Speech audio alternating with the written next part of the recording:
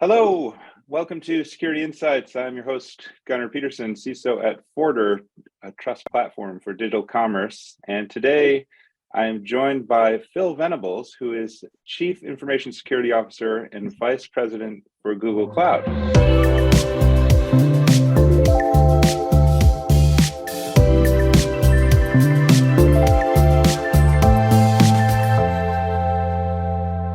Prior to joining Google Cloud, Phil was a partner at Goldman Sachs, where he held a number of roles over a long career and was their first Chief Information Security Officer, a role that he held for 17 years. Phil, that might be a record in any business and definitely in banking.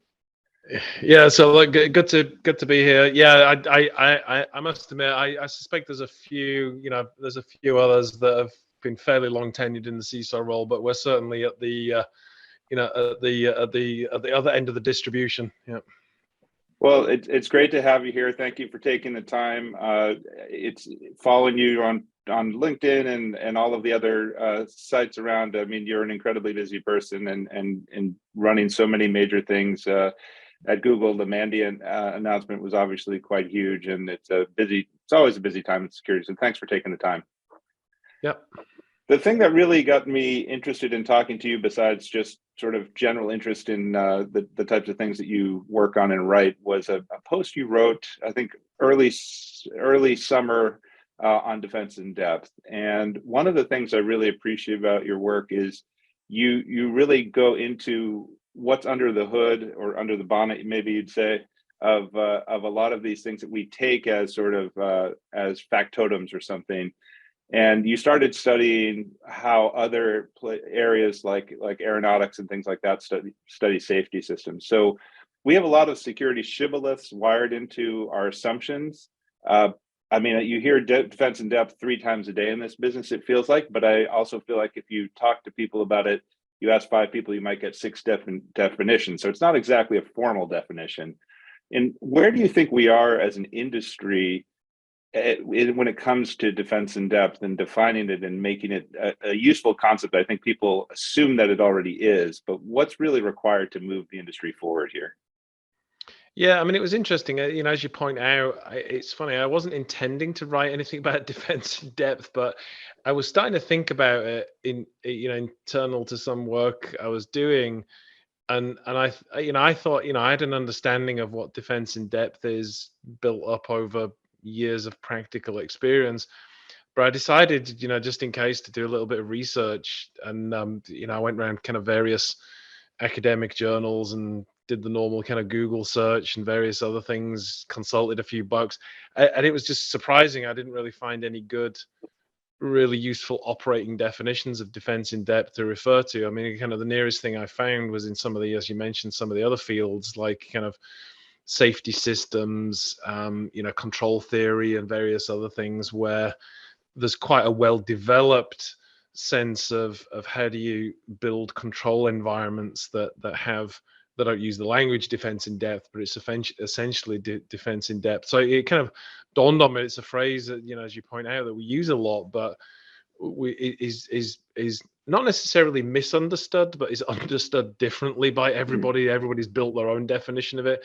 And when I ultimately think about this, I think the goal of defense in depth is not just having multiple levels of duplicative controls like some people think, but rather it's having multiple layers of controls that are interlocking or interlinked in some way, so that every layer is not just an incremental value, it's more of a multiplicative value. So there's real value, disproportionately in the amount of defense in depth you have. But ultimately, I think it's not just about duplication, it's about interlocking or interlinking layers of defense. And and there's different ways of doing that. But I think fundamentally, the more people approach this as an interlocking methodology as opposed to just a layered methodology, then I think people are on the right track.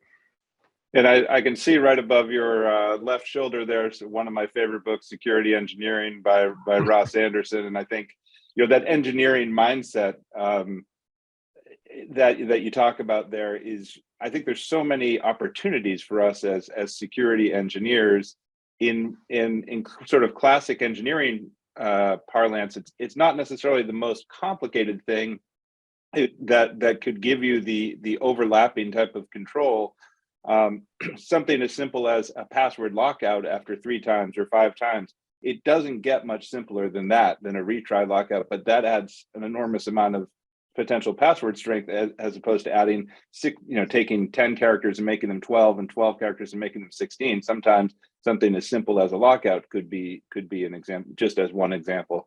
How do you think that defense in depth can create the composite a composite system as a whole that is stronger, in some cases building up from less technically advanced? It's not always about cryptographic advancements or something like that. How can you find that right mix, and how do you sort of design and test for that in practice? Yeah, I mean, there's a few approaches, and again, I don't claim absolute authority on this. I mean, I think it's probably, I think this is an area, as we kind of hinted at, that is crying out for some actual in-depth research, and maybe even some academic and academic and engineering research. But from my kind of experience, there's a few ways of approaching defense in depth and thinking about it. The first one would be what you might call architectural placement. So, if you're going to have multiple layers of controls, then those controls should exist across different parts of your overall architecture. And so some of the classic examples are, if you're thinking about malware defense, you don't just have endpoint, you have that control at like different points of the architecture, whether it's endpoint or server or web gateway or email system. And you think about defense in depth as similar controls, but architecturally placed in different areas. The second one would be to get that dispersed control effect and almost like positive duplication. So an example of that would be having complementary controls that do a similar thing, but having those things originated from different teams. And this occasionally is, it's only really applicable in very high risk situations.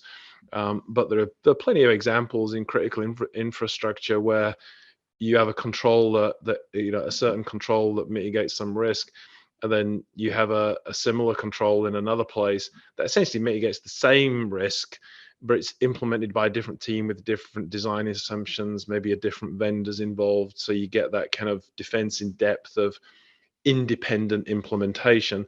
Another one would be what you might call kind of complementarity, which is making sure that every preventative control has a corresponding detective control to go with it, not just to detect whether there's an event happened, but also to act as an immediate check and balance to see that preventative control is working. So in that also helps, if you've got that balance between preventative and detection, it also helps tune the detective control, because you can immediately put in the detective controls the things that you should expect never to see, because the preventative control should stop them.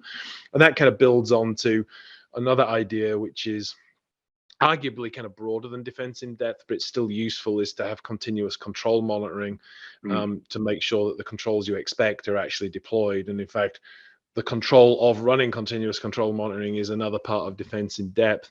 Another thing which you kind of touched on is the notion, and we said at the beginning, this bigger notion of kind of interlocking defenses. And you give the example of kind of passwords. Another example in the authentication space could be step-up authentication, Yes. Not just for high-risk transactions, but maybe in the face of anomalous access activity. So you could be running just under regular authentication, but if a detective control spots some anomalous activity, it prompts you to do a step-up authentication, which of course is a preventative control. And that interlinking, you can imagine many different ways of doing that. For example, if in runtime environments, if you detected a failed signature of a runtime environment, detecting a failed signature of a supposedly authentic container attempted to being run in the environment, you can imagine that triggering a whole set of activities further down the deployment chain to put in place to trigger other controls on the assumption that you're now in a higher risk environment. Other things could be, which we've kind of experimented with, is kind of transactional operations, is making sure, for example, just like in classic kind of transaction systems, like the whole ACID properties, to say, imagine when you were logging critical activities, that you have the log is written before the action is done, and the action can only happen once it's been committed to the log. So you absolutely know that your logs are effective. And so there's a whole kind of array of these things, but again, you get the sense that it's not just the naive placement of duplicative controls. You've got to think about deliberately getting value out of those extra controls, again, for this underlying property that every control should not just be an additive value, it should be collectively kind of at least a multiplicative value. Yeah, I think the other interesting thing embedded in what you're saying is that the controls themselves need to be threat modeled, and they need to have defense in depth for the controls, because we start seeing that the control layer is very often targeted these days.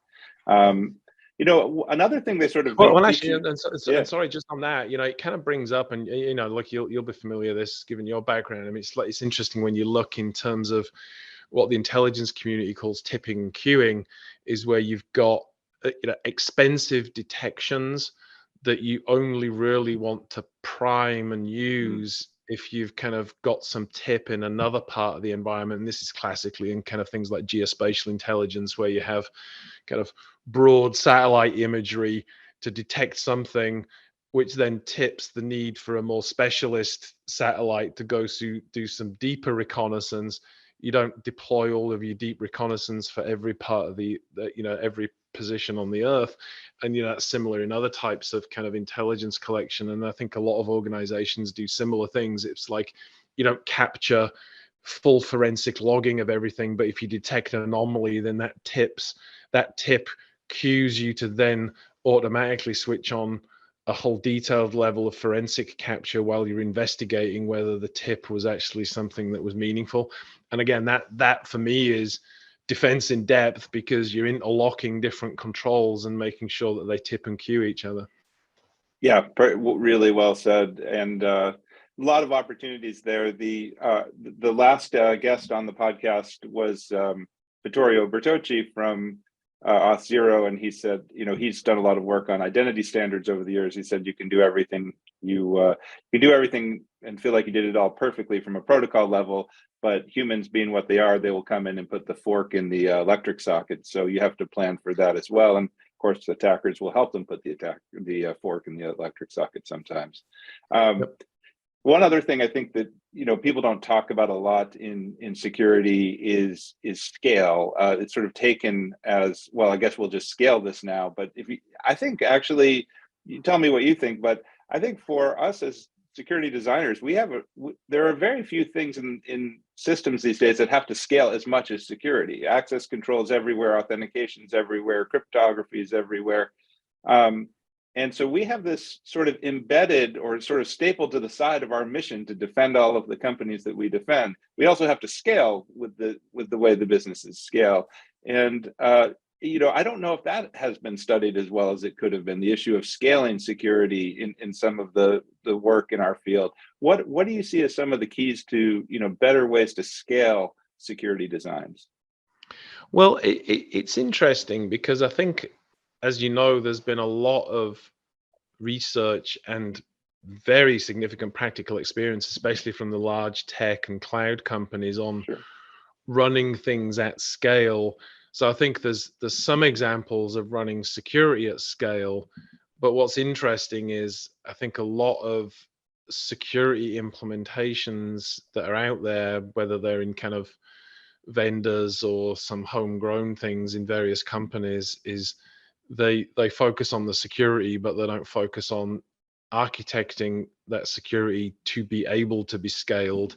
And and as you point out in the question, there's it can be difficult to build a security system, but it can actually be very, very difficult to build one that will actually scale. And this becomes really important, as you point out, in authentication, but also in kind of large scale authorization systems. It's been interesting. There's been plenty of vendors over the years that have come and gone because they've built identity authentication, authorization, and even kind of logging and SIEM type platforms where they were great and they were deployed, but they then hit a massive scaling wall, whether it's because they had to do a certain number of transactions per second for authorization, or whether they had to capture more logs and more event information than they were ever really designed for. And if it's not architected in the right way from the beginning, there's no way you can scale them by just adding more systems. Sometimes there's a clear architectural constraint. And I think we're getting more and more people in the security field, again, especially in the large tech companies and cloud companies, almost by definition, that know how to architect for scale from the beginning. But I think the thing a lot of security people need to keep remembering and learning is when they're building something, you can't just scale by adding more systems. Architecture is a big factor of how you design for scale. And there's a lot of techniques for doing that. There's quite a lot of well-documented approaches to doing that. But generally speaking, in a lot of organizations, the security people often aren't familiar with that, and they could do with a lot of partnership with some of the big systems architects to bring that discipline into security. I think it'd be useful for everybody. Yeah, and along similar lines, I think Dan Gear said one time, most security decisions are made by non-security people, which that really, it was one of a classic Dan Gear thing where you sort of hear it for the first time and it explains like 10 years of issues you've struggled with all in a little. Well, and whether they know they're making that decision or not, they're still making that decision. Yeah. Yeah. And, one of the things I really appreciate about your blog, philvenables.com and the other places where you contribute on Google's blog and other places, is your writing really puts the reader in the chair of the security decision maker. And I think a lot of mistakes I see, and I made these same mistakes earlier in my career in the security industry, is you say something like principle of least privilege, and like this is going to solve it with these sort of pithy statements. But the reality is, it a lot of security guidance can feel like saying chess is easy. You just move your pieces down the board and take the other person's king and you win. And it's like, yeah, that is kind of what happens. But along the way, you lose some pieces. And oh, by the way, your opponent's moving on the board too. And what I really appreciate about your writing is you sort of put the reader in the sense of like, I'm 20 moves into this game. I've lost both my knights. And what do I do next? And I'm curious, and it's not just me. I've heard a lot of people say that about your writing. So thank you. It is unique in this industry, and it really does help myself and a lot of other people. What do you think what do you gain from writing? Like, does writing help you develop your own ideas? Is it a way for you to express things to the teams that you work with? Like, what role does writing help you on a weekly, daily, monthly kind of basis? Yeah, I mean, I find it helps force your clarity of thinking. And so it's been interesting, and I know there's a number of companies that have shifted away from kind of presentation decks back into documents. And a lot of tech companies, but not just tech companies, are like this, where a lot more things are done off thoughtfully written kind of position papers, like documents, as opposed to decks with just a few pictures and a few bullet points. And I think when you sit down and write, even if it's just 1 to 2 pages on a particular problem or a particular topic, writing that down forces a degree of clarity in your own thinking that really actually helps you not just solve the problem, but I forget what the famous quote was about, most of the path to solving a problem is actually getting a good description of the problem. I think that's half the battle, and writing that down as opposed to just sketching it out in a few bullets is actually just really important. And I also find the same thing for some of these other concepts that kind of bug me and just have me thinking about it. Deciding to write a blog on it is a big part of helping me wrestle it through in my own mind about what I'm really thinking about something.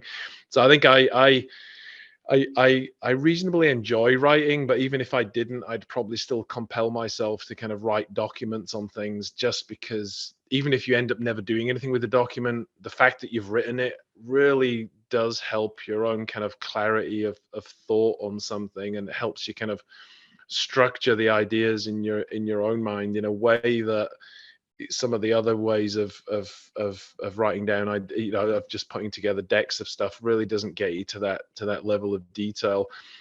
Plus, I think, when you communicate with documents, I think you're able to get people to engage a little bit more deeply. And it really gets to the point where we've I think in many parts of the industry, and I'm not diminishing the fact that at some point you've got to visualize things and present things, and you've got to verbally and visually convey your ideas, but ultimately, like, the power of a document and writing helps you get to a level of detail. It was interesting, just this week we've seen Ian Levy, the head of the cyber unit in the UK's National Cyber Security Centre, left, and he wrote a closing blog post, which was just classic all round. But one of the favourite bits of his blog post was about details matter, and I think there's too much in the industry these days where there's kind of calls to action and just appeals, we should just do these things better, and you go, okay, like, well, what next? And you can't get to what next without doing the detail, and you can't get to the detail without writing it down and getting it out of your head and you're structuring it. And I think we kind of underutilize writing and focusing on at least some parts of the detail of problems to get to the right outcome, and avoid getting stalled. So I'd highly commend it to everybody. Just if you're stuck on a problem, just like you don't have to write an essay, you don't have to write a long essay about it. Just like writing a page of things to help you get your thoughts in order is just so powerful. Yeah, I think Bucky Fuller said, a problem properly stated is a problem on its way to being solved, is one of the ones. Yeah. I think a lot of engineering is getting the problem statement right. One of the things that last question I had for you was, you wrote a piece about underappreciated parts about being in information security, and one that really stuck with me was that we're fortunate that we get to work across the whole business. There are a lot of places in large companies where you can kind of get stuck and you work with team A and team B, but you don't really work with letters C through Z in the alphabet. And information security is pretty unique to be able to work with, from the board of directors all the way to the engine room. You can get off on any floor of the elevator, and there's going to be something for information security to do and add value. There's a lot, and we're going to run out of time. So there's a lot we can unpack here. Your post is great, and I'll put a link to it in the show, about what security can learn from these other parts of the business. What do you think security can uniquely teach other parts of the business, as we're also learning from the rest of the business? Yeah, I mean, I think the main thing is, and I've got to be careful because I think I would reply in the context of good security teams can teach this, and I would hope everybody's a good security team, but obviously there's sometimes that's beyond people's control. One of the things I think good security teams do well that could teach other organizations a lot is how to maintain balance. And one of my other blog posts, I talk about this thing called the rule of thirds in how you build a security team, and you've got to balance technical specialists that understand the detail and really know where the risks are, and then risk specialists who can translate that into business terms or risk consequences so that everybody else can understand it, and then a bunch of what you might call operations specialists who can turn all of your artisanal processes into kind of industrial processes that kind of scale and continue to operate at the scale and pace of the overall organization. And having that balance is key. I mean, if you're just a risk team that is great at working with the business, but you don't know where the detailed issues are, then you're not going to surface the right issues. If you're a technical specialist and you have no risk specialist, then nobody can explain to the business why they should fund all of the necessary activities. And if you don't have the operations piece, then you run out of steam after 12 months of first fixing the first things that have been identified. You look at a lot when you start looking at the world through that lens of this balance between, details orientation, communication and engagement, plus the operational capability to keep the show on the road. Whenever you see a problem in any other part of your organization, it's usually because they're out of balance in a similar way. They have great experts, but nobody understands what they do, or they have great experts, but they've not figured out how to operationalize and sustain that activity. So I think a lot of organizations now, even in kind of parts of business operations, can often look at the security team and look at that balance of operation, risk, and technical specialty and domain expertise, and figure out how to get them into balance. I think a good security team, definitely a great one, but even a good security team can actually give the wider organization something to learn from getting that right. Yeah, definitely. The balance is something that we should all strive for, and it's not balanced like a static balance. Probably, I think more balanced like riding a bike, where you have to be moving forward to be balanced. But all the same, those are good lessons to keep in mind. Phil Venables, I can't thank you enough for joining me today on this discussion. I know a lot of people will find it valuable, and thanks for all your work. I'll put links in the show notes to the various blog posts, and we will be following along with interest. Thank you again for your time today. No, absolute pleasure. Great to be here, and happy to look at coming back in the future at some point.